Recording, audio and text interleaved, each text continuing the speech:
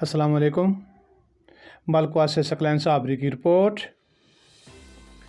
Petroleum مصنوعات، بجلی، gas, گھی اور آٹا کی قیمتوں میں غیر ضروری اور بے تکا اضافہ دراصل امپورٹڈ حکومت کی لوٹ مار کے لیے ایک طریقہ واردات ہے۔ چوروں کی حکومت نے اپنی عیاشیوں کے لیے عوام پر مہنگائی کا بھوت چھوڑ دیا ہے، جس کی وجہ سے عوام کو مسائل اور مشکلات کا سامنا کرنا پڑے گا۔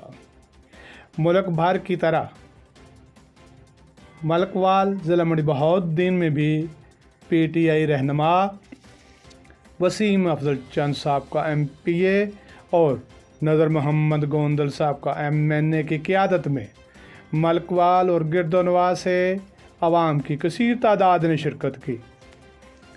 پریس کلب ملکوال کے سامنے مہنگائی کے خلاف بھرپور انداز میں احتجاج کیا اور موجودہ حکومت کے رویے کے خلاف نعرے بازی کی۔